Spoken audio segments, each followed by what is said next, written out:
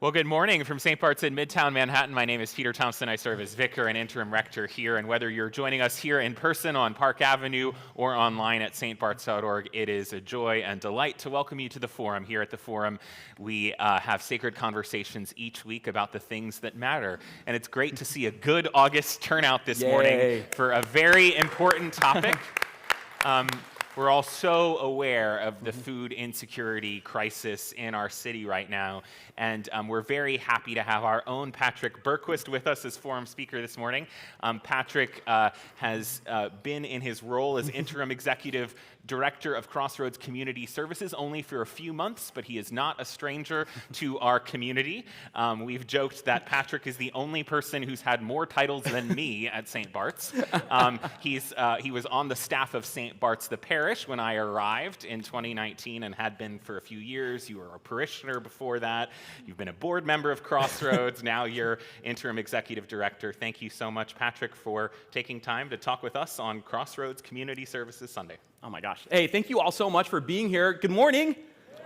And what I love is having this particular conversation in this particular room. And for our friends that are online, welcome. We're so glad you're here. Thank you for being us. I hope that you have coffee with you and some kind of pastry, because that feels like a good Sunday morning to me, is like a nice pastry of some kind. But it feels appropriate to be having this conversation about food in a restaurant. Right? So in this space right now is Inside Park. It's where people will funnel in here during the week, having an evening dinner, and good things usually happen at these tables, right? What kind of happens at a nice dinner for you all? Like, what are the feelings you have about a nice dinner at a nice restaurant? Are they happy feelings or sad feelings? And so I hope someone in the chat is typing in happy, or a smiley emoji, or something like that for our online friends. Right? They're good experiences, right? And so one of the things that Peter has asked me to kind of chat with you all today and kind of be in a conversation with you is about food insecurity. It's about when you just don't know where that next meal is going to come from. And also kind of help answer some of the questions about, like, if you come by here on tomorrow morning, let's say. If you come here tomorrow morning at about 7:30, 7:45, you will likely see a line of people of about 300 people lined up outside on 51st Street, up the street and around the corner a bit. In the evenings, you'll often see a line of up to 500 people. That line goes up 51st Street and around Park Avenue. And people are hungry. And so I want to talk to you a little bit about that today. But first, I want to kind of tell you a little bit about me and about why food has become so important to me. I love food. I love good food. I love food around tables. I love bad food around good tables. It doesn't really matter. So for a lot of people have different memories of food, right? So for me, some of my kind of fondest memories are sitting around our kitchen table in our house, not making fun of, but maybe a little bit of that, but talking about the day and laughing and joking and having fun. I have memories of going to fancy dinners at my grandparents' house. To dress up and you figured out which forks go with what things. That was not a normal occurrence in my particular house, but like we learn those things around tables, right?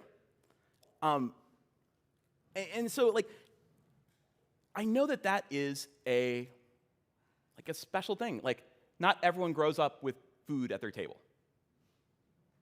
There were times where I knew that milk was more expensive than other times. Right? We always had enough. It was an incredible gift. But I know of lots and lots of people that wasn't their experience. There was scarcity and not abundance. So it was weird when I kind of working in my career. I was in the nonprofit space. I was working in higher education, those kinds of things. And then I started working for Episcopal Charities in 2019. In 2019, I started learning lots and lots and lots about food access, about food pantries, about soup kitchens. I didn't know very much about them. But at Episcopal Charities, we were supporting about 100 different programs, and I became the chief program officer there. So it was my job to kind of learn up and study up and see what these things all did and what they were about and what they were good for and all those things. So I did a lot of research, and I'm out, and I cannot tell you the number of church basements that I have sat in with local food pantries and soup kitchens, talking to some of the most holy and incredible volunteers and people I've ever met, who day in and day out said, no one in my community is going without food tonight. And they scrimped and they saved and they pulled this and they went to the grocery store and got 4 boxes of this and 3 boxes of that, just because they were committed to making sure nobody went hungry in their neighborhood. And then I don't know if you all recall this, but 2020 saw the pandemic, where our entire food system went upside down. There was some stress in my particular household about the work I was doing at the time, because it had me traveling on Metro North trains all by myself, with no one on the train, to try to open up a food pantry outside of Poughkeepsie. Or had me in the Bronx at St. James Fordham, putting duct tape on the street 6 feet apart. Remember that? Because no one had enough to eat. I think one of the most clarifying moments for me about like the real impact of food on people's lives was I was on a call when I was at Episcopal Charities with a program leader. She was a friend of mine, and she sent me a text and was pretty panicked, and so I called her right back. I said, what's going on? And she was kind of teary when she was on the phone with me, and she said, Pat, I just got off the phone with one of my students from the after-school program that she runs. I said, well, how did it go? And she talked about being on a Zoom on their phones, and behind the kid, she could hear the parents arguing, because one of the 3 kids or something in the room had taken an extra portion that day of food, and there wouldn't be enough for dinner that night. And the parents started arguing, and my teacher, she's like, Patrick, it was everything I could do just to keep my kid focused on me, telling him that it was going to be okay. And they were talking about Fortnite, I think is what it was, if I remember right. And so, like, we were on the phone, and she goes, I don't know what to do. And I said, I don't either. And so we just sat silently and cried for a minute. Right? Because there was, like, what else do you do? Right? So it became a pretty big touch point in my career, where I really was like, I know the importance that food was at my table. Growing up, knowing that when I went home there was something to eat, we always had it. And then I'm talking to this leader, and I can see this kid in my mind's eye, and I'm like, we got to make sure people have enough to eat. So I spent a bunch of my time at Episcopal Charities finding ways, creative ways, and building new systems and new connections. We were working with farmers, like underrepresented farmers in the Hudson Valley, and having them grow food and get it to food pantries, and it was kind of a whole fun thing that we got to do. Because I keep seeing this kid in my mind's eye who did nothing, and even if they did something, everyone gets to have food on their table. So now I'm here. What? I came to Crossroads. A lot of people don't know this. I actually came to St. Bart's. The first time I crossed St. Bart's threshold was through the 51st Street door at Crossroads Community Services, when I came in one morning on a Thursday morning to be a volunteer. like 12, 15 years ago, something like that. And so now, several months ago, my husband and I were moving back to New York. We were looking forward to coming back to St. Bart's. Like, this has been our spiritual home. We got married in the big church. We were cute. Well, good. But we were looking forward to this coming back here.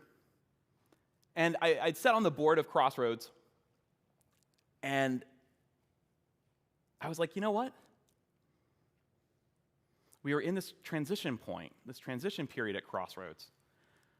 I'd been working in DC, so I knew it was about to come and be sliding toward organizations like Crossroads and the people that we serve.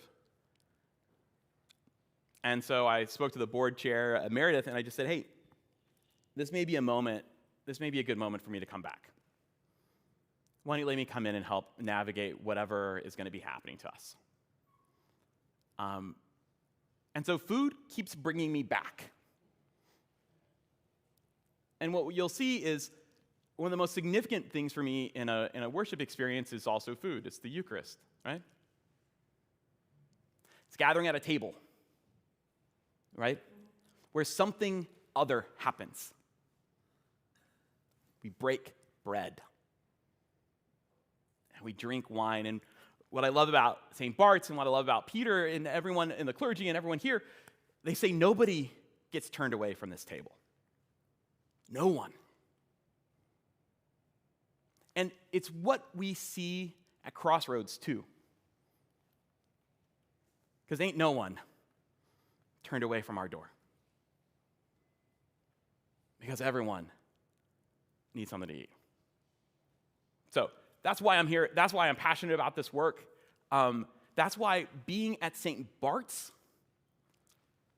like, I hope you all understand. And one thing I want to really kind of drill down is, because we're going to talk about there's a tidal wave that's coming, that's already been building, and we've already seen the first bits of the waves hitting us with increased need. We keep setting records downstairs. And we're about to blow through our records in the fall, in the spring. By what's happening, we're seeing this increased need of food insecurity.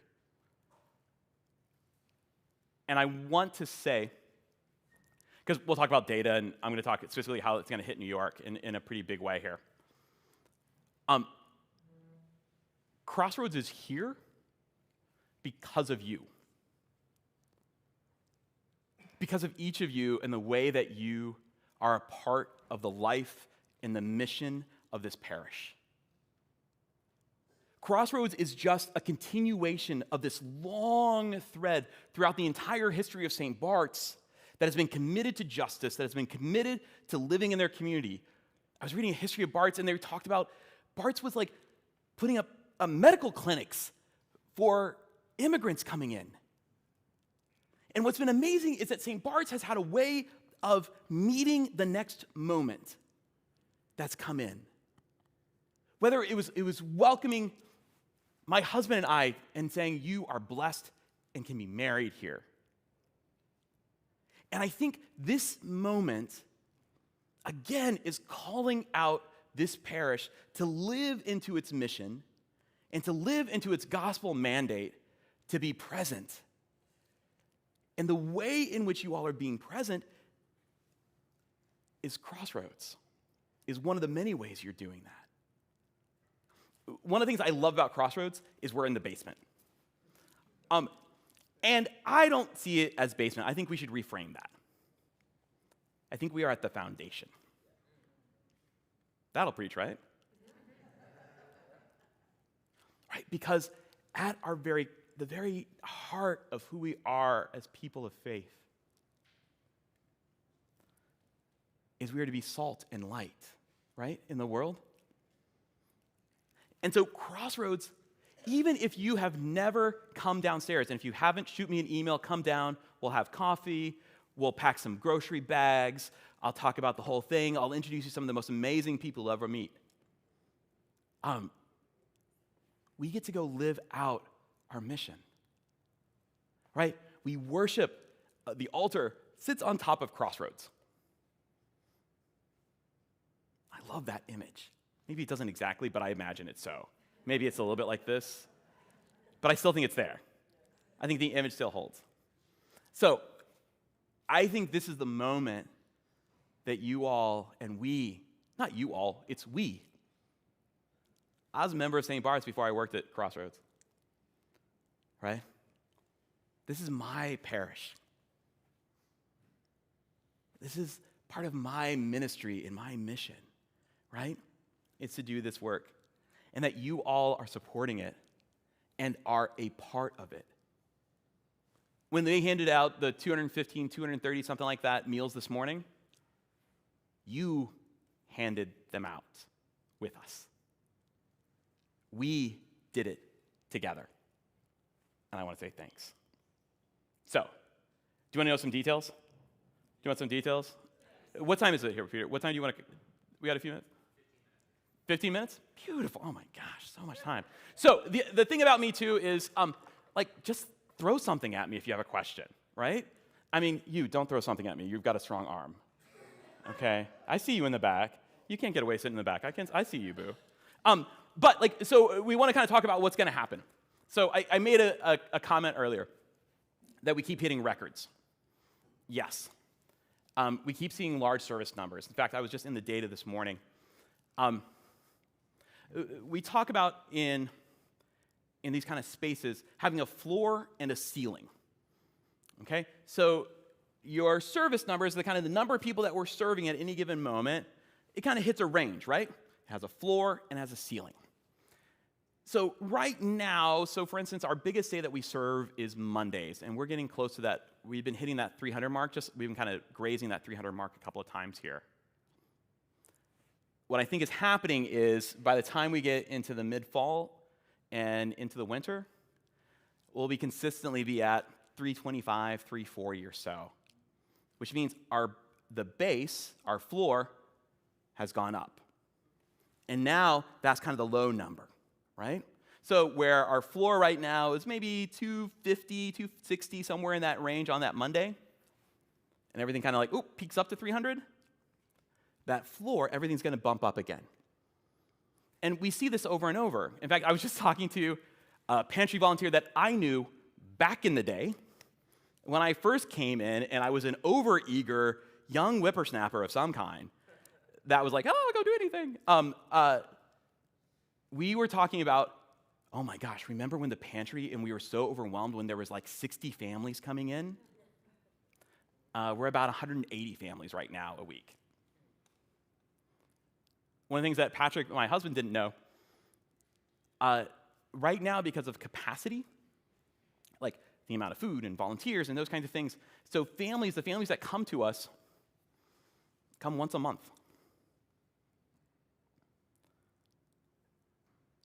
The need, we should probably double that to meet the rising need. Have you guys heard about all the bill that was just passed by Congress? Its impact is going to be significant on us, and on Crossroads in particular. And the other things that have been happening within this administration, they have been slicing and dicing like crazy. Quick examples. So USDA, you guys know what the USDA is? Good place, I like them. Most of a food pantry, so I'm the director of Crossroads Community Service, we have a food pantry. Do you guys know what a food bank is? Can someone tell me the difference between a food pantry and a food bank?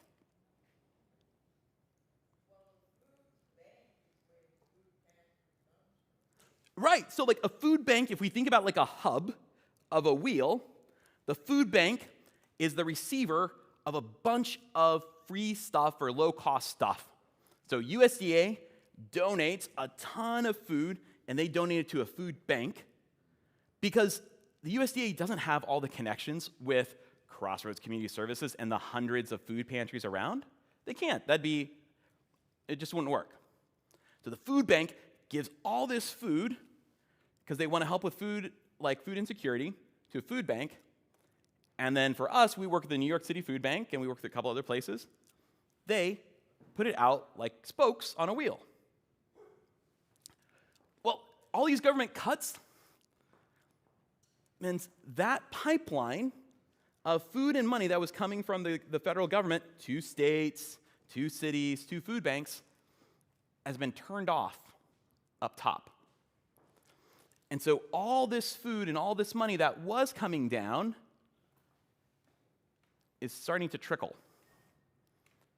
So one of the things that we do is when we make breakfast for everyone, we have oranges. Oh, quick, why do you think we give out oranges instead of apples? Anyone have an idea? Vitamin, teeth, right? It's easier to eat. If you don't have health care and dental care, how are you eating an apple? Well, we get our oranges for free. We have a thing called food credits that we get from the food bank. The food bank says, hey, we have all this stuff. How we're going to divvy it out is we're going to give you credits. I just got a note. We're going to lose about $25K from one particular program in food credits. And what that means for us is I'm still going to get all the food I was getting. I just have to pay for it now. So all these kind of big government grants that have been given out in the past that food pantries have built their budgets on and those kinds of things are disappearing. And so we are working to increase our capacity. So we know that we're going to have an increased need. And so to meet that need, we need to increase our capacity to meet that need, right? And so we're out raising money. Now, I will say because of St. Bart's, because of you, Crossroads is in a much better position than so many other food access programs across the city.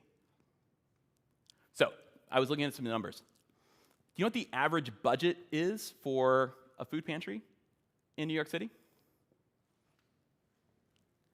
It's about $125,000. That food pantry, most of that money, that $125,000, is actually not cash. It's actually in food credits. It's actually a part of these government programs that they count as part of their budget.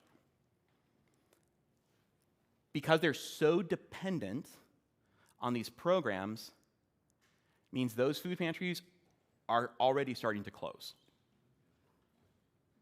And just there are no margins, right?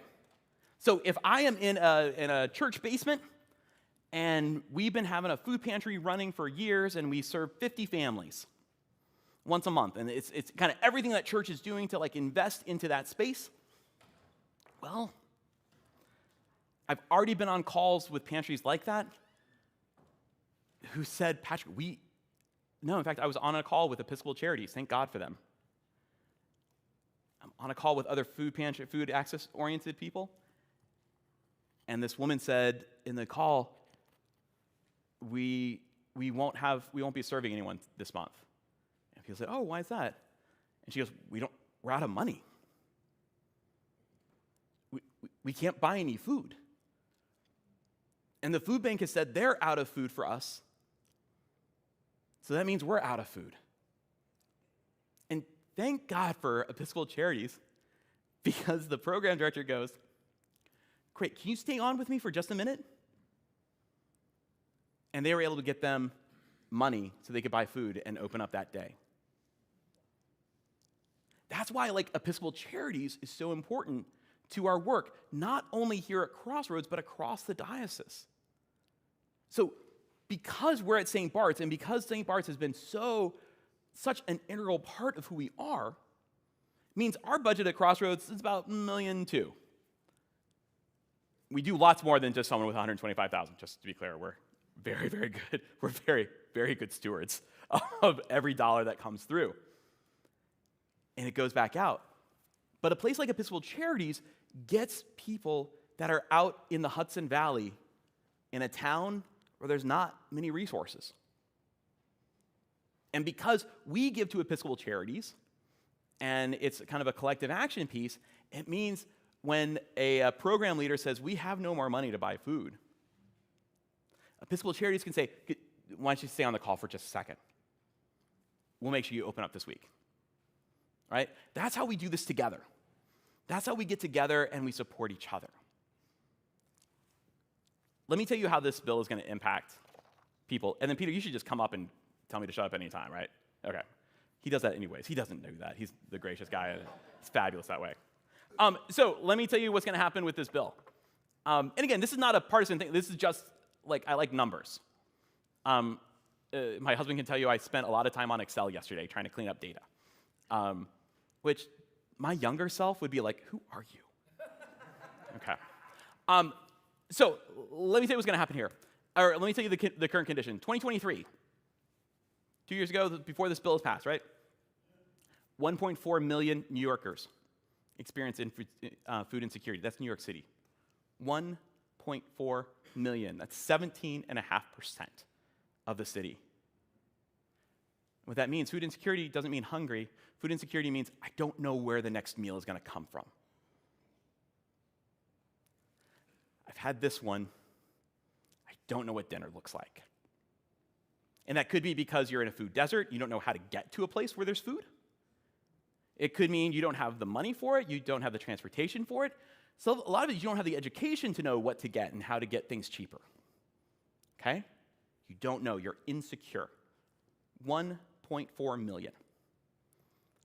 Of that 1.4 million, 1 in 4 are kids. That's a sin. That is evil. That is a sin.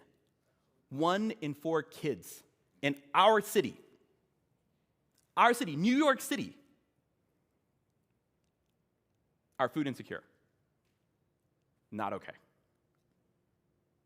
Black, Latino, Asian adults are 2 to 3 times more likely to be food insecure than whites. In the Bronx, food insecurity is at 27.6%. Again, the national average is about 14%. This is evil. This is systemic. And it's our work to do some work here. Yeah. Thank you for sharing the good news. I am curious, well, 2 questions. Yeah. One is, why are you sharing this with us today? Mm-hmm. Big picture. Yeah. I'm curious. But also, number 2, what beyond money have you noticed can help create more of a foundation for these other areas that you're saying are less funded? Uh-huh. Or maybe not really as abundant? Because it's not always money, right? Oh, 100% it's not always money. So I'm just curious. So let me answer Patrick, that. could you repeat the question Oh, for folks yes. watching online? Thank you so much. And the question is, the first question is, why am I talking about all this stuff? What's the point? And the second question is, what beyond money can we do to help kind of meet these needs? So the first one is I wanted to share what your community, what we are doing right now, Crossroads is doing right now to try to fight against this, to kind of push up against this. And I think it's important that everyone is aware of the situation we're in. We are sitting in a restaurant where there is boundless food coming up onto tables every day, and sometimes we can get kind of trapped in our own worlds and not see that there is a kind of a bigger problem outside that's just outside of our vision. And so a lot of this conversation is about just trying to bring people's awareness of what's going on so that you can then decide what you can do and what fights you can take on. The reason I shared about my story with food is because I want you to know why I'm fighting in this space, why it's important to me. Not everyone needs to fight in this space, but this is why I've chosen this space. The second part of your question was about what beyond money can we do? And I want to answer that 2 ways. First, there are some advocacy things that we need to be doing. We need to be making our voices heard. We need to be saying, because those people who are standing in line there, their primary mode right now is survival. They are just trying to get through. My mode is not survival. I got a cupboard and a refrigerator full of food. I have steady employment. My husband and I are we're good. We're going to make it through whatever. So that means my mind and my abilities are expanded and I can focus in on some of these things. Right now, if you don't have enough food on your table for your kids, you're not thinking about who can I write to. You're not thinking about which Congress people do I need to be calling on. You're not thinking, like, you're just trying to get through. And so there's kind of two modes there that we're in. And the second way I want to answer that question is, what besides money? Yes, there's advocacy that we need to do. There's awareness that we need to do. There's prayer. There's all these things that we need to do. And we need money. Like, food costs money. And so we are going out and buying more food. And so just like Peter said, when you guys are supporting St. Bart's, you're supporting Crossroads. Like, I don't know where we would be. We wouldn't be here without St. Bart's. We just wouldn't be here. So I think that's kind of how I would answer that particular question is, yes, there is advocacy that we need to do. Yes, we do need to be getting, by the way, if there are groups here at St. Bart's that are like, you know what? This is how we want to advocate. We want to be a place that's talking to our city council. We want to talk to this and do that. You let me know. I will hook you all up. I got all kinds of information for you. But again, there's oftentimes two sides of justice, right? We walk with 2 feet. We do need people advocating for big picture change. But if we're just doing that, and people are standing at our door hungry and we're not giving them anything to eat, that's off balance, right? But again, we can't be on the other side too. We can't just be like, no, we're just feeding the people, and not doing anything about what's going on upstream. There's balance that we have to look for here. There's balance. Let me give you a couple some other data here that we're going to look at. Let's do this first. Why are people food insecure? Just throw out some answers, some popcorn it. Job loss. What else? Immigration status. Let me tell you what, friends. We were just talking about this number. We have seen an increased number of people that we are providing food for, and it has not correlated with the number of people we're seeing cross our door to pick up food. So what we're seeing in the data is we are seeing groups of people getting together and saying, you know what? Of these 4 families, one of us should go out and get the food for the 4 families. Because if we all go out, there's a higher chance we'll get picked up.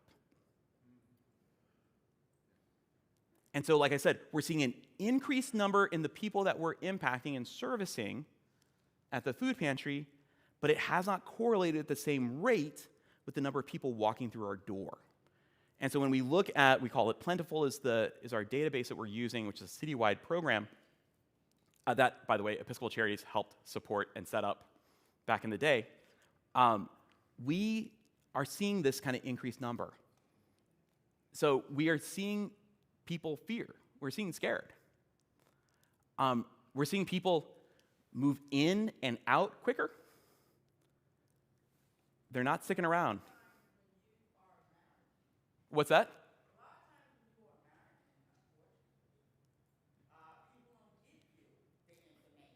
Right. Right. And so this is what we want to do here.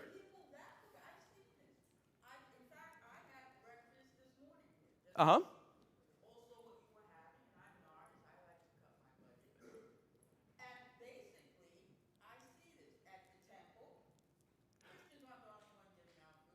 Right. So lots of people are giving out food, right?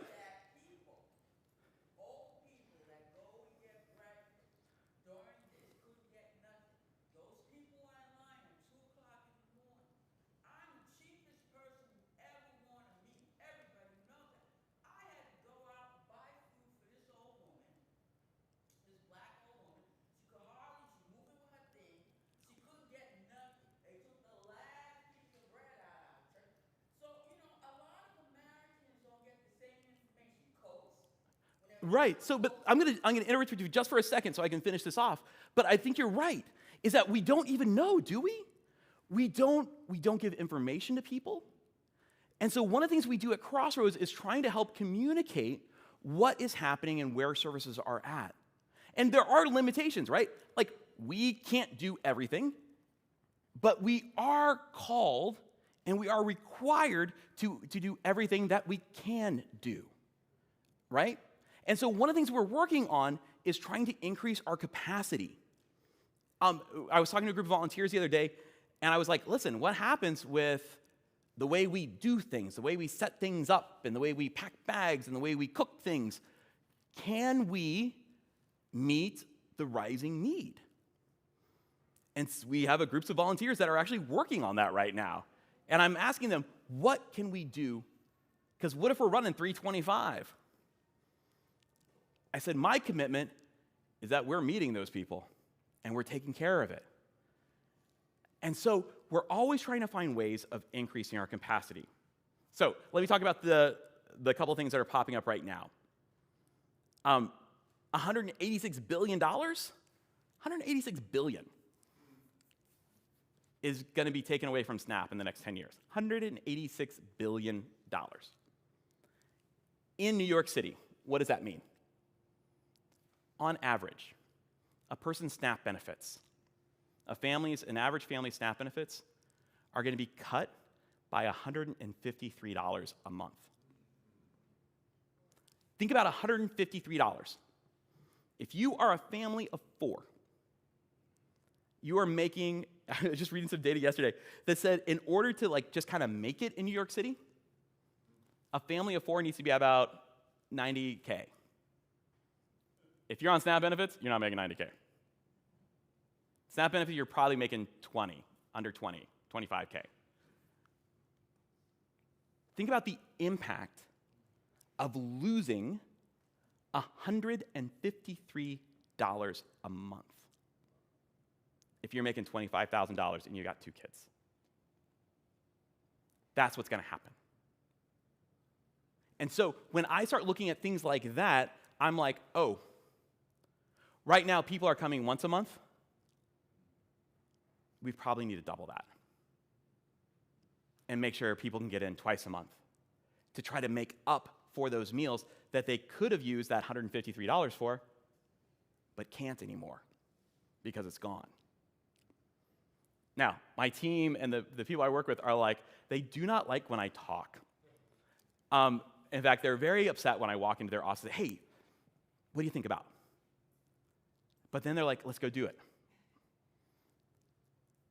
The first day I came in, that first couple of weeks, I was like, listen, y'all, there's rumbling.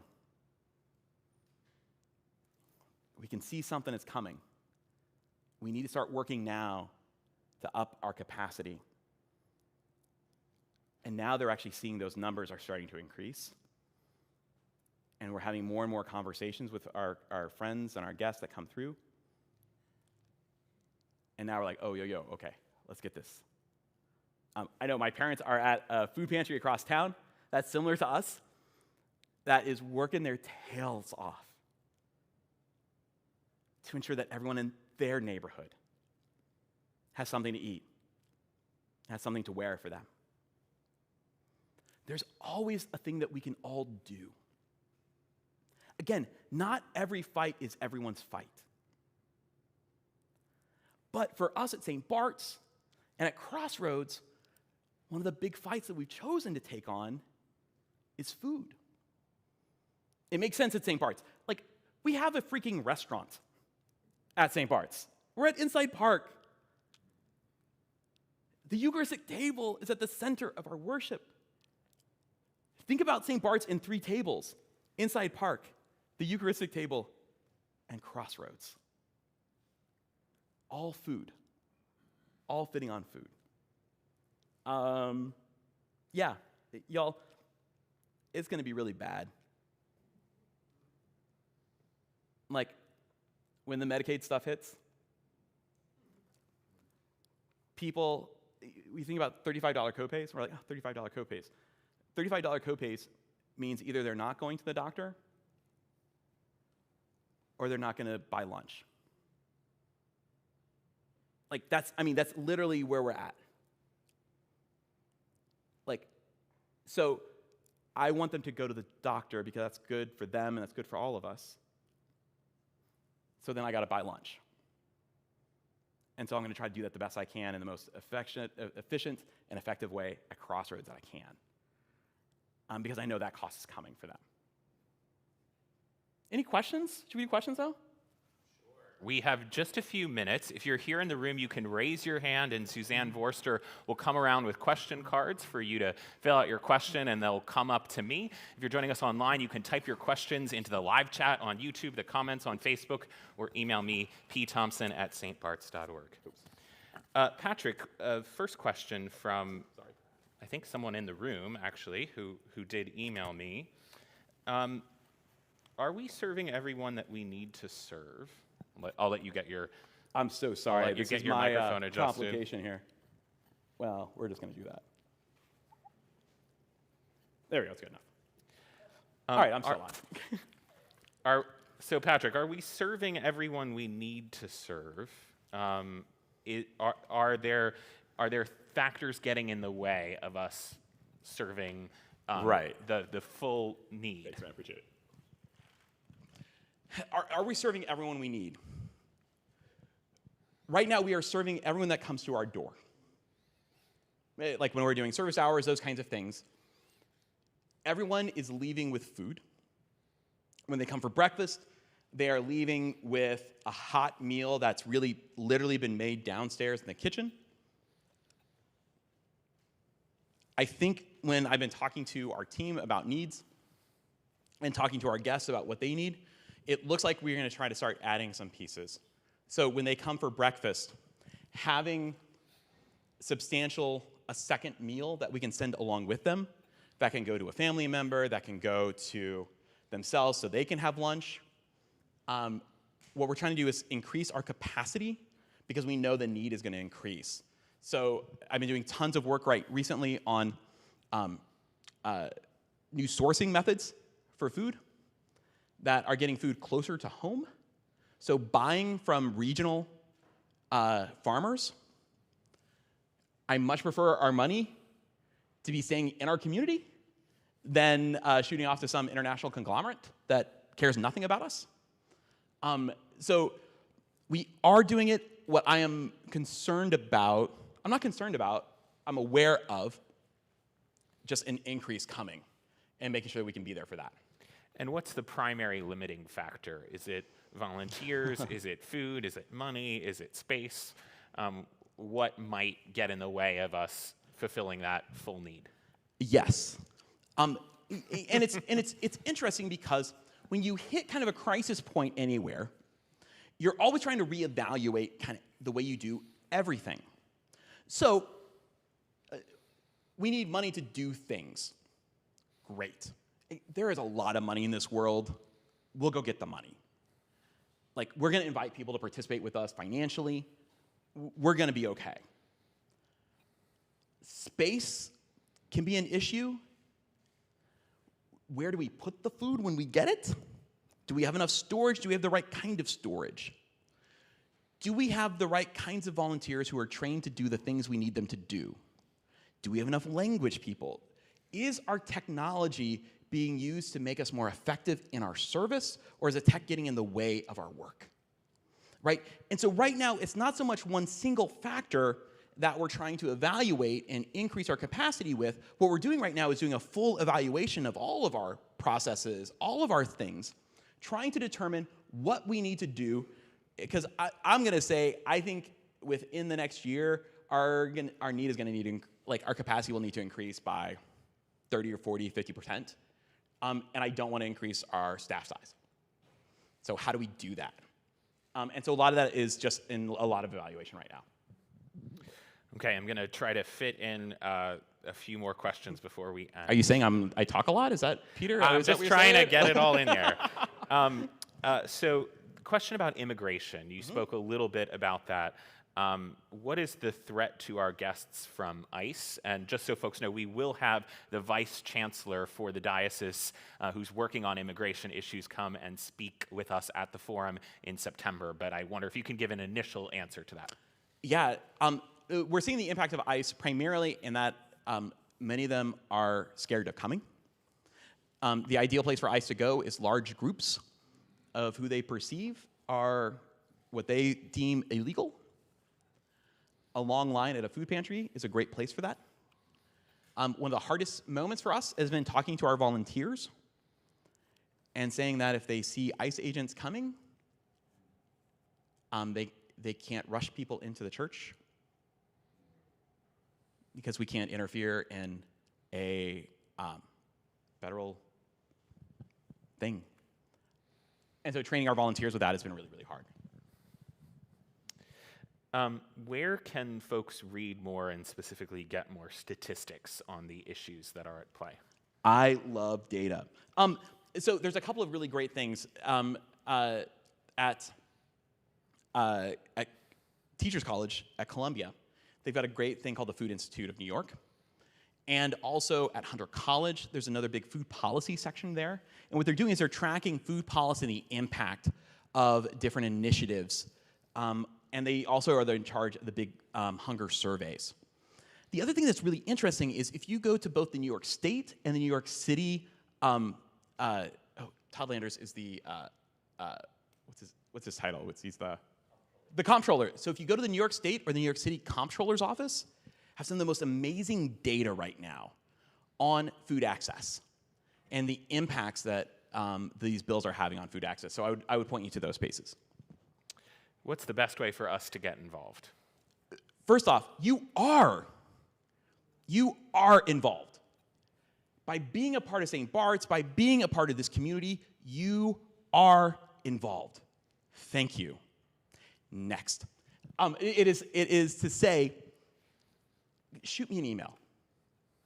If you have questions about this stuff, if you're concerned, if you have ideas about this, drop me a line. Come down and see us. If you've never been to see a morning service, I'll meet you here at 5:30. Bring coffee, though. Okay? And let's do. If you want to contribute financially, we will take that. I promise you, every dollar we use is to go to mission. It's to make sure our community gets fed well. Whether that's hiring a team or finding ways of procurement that are better, we are working tirelessly to feed our community in your name. Patrick, thank you so much for the work that you do, the work that all of the Crossroads staff and volunteers do on our behalf. We're so grateful. Thank you all so much. Appreciate it.